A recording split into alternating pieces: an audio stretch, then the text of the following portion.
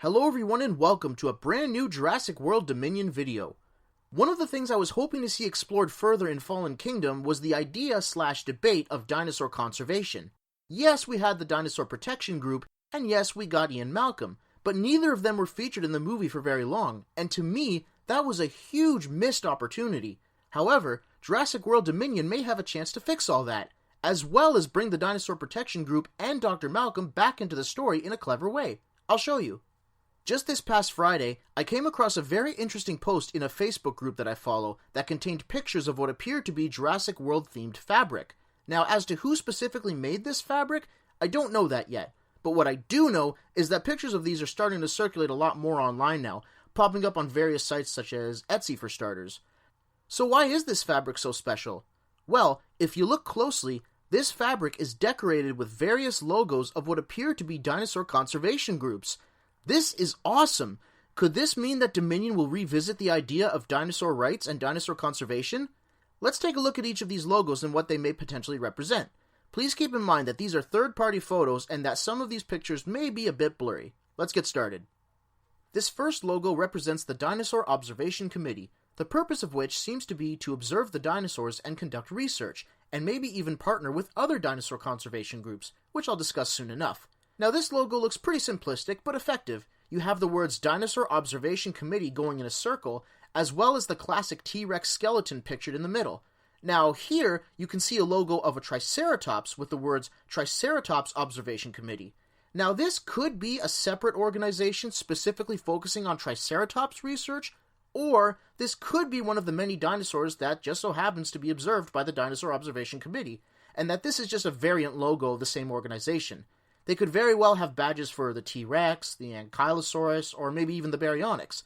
The best thing to take from this group is that people have begun to take notice of these dinosaurs to the point of wanting to learn more.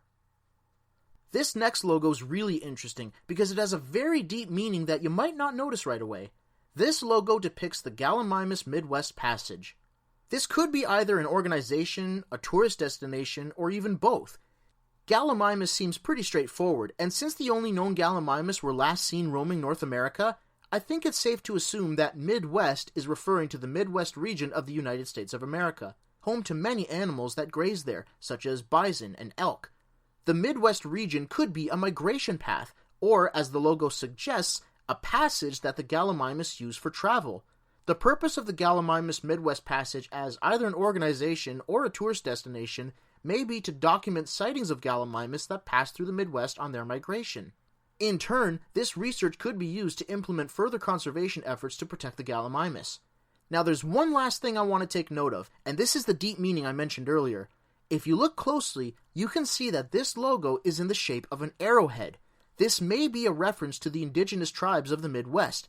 In some indigenous American cultures, the arrowhead is not only a tool, it is also a symbol of protection.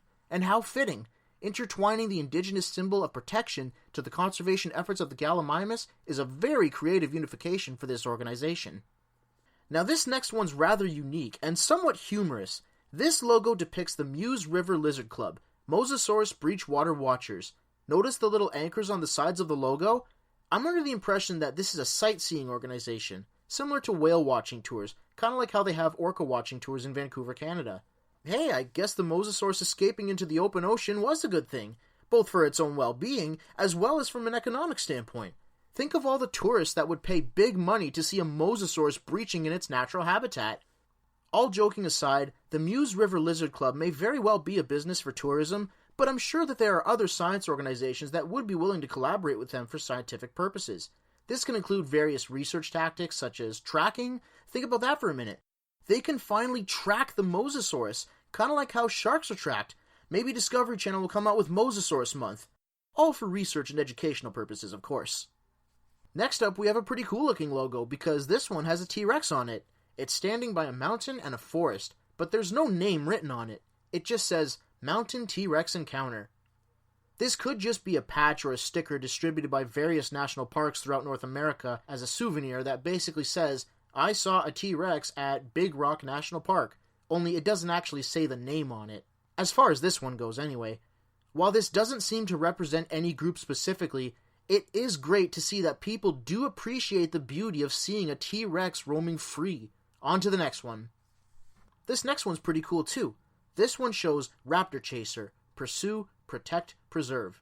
It seems that the purpose of this group is to protect and study Blue, because if you remember from Fallen Kingdom, Eli Mills mentioned that Blue was the last of her kind. Or is she? Best in Slot has recently made a video dedicated to this topic, so I recommend you check it out. Like the other logos featured in this video, this one doesn't appear to have a name to it either, just a slogan, but it may be a logo that members of that particular group wear to show their support. Raptor Chaser could very well be an inside term or title given to supporters, similar to how Earth Rangers refers to their young supporters as Earth Rangers. Moving on, this next logo features another new organization. This one's called Rural Dinosaur Conservationists of the United States of America. Their slogan is, "Let 'em live, let 'em roam," and has a Stegosaurus pictured in its logo.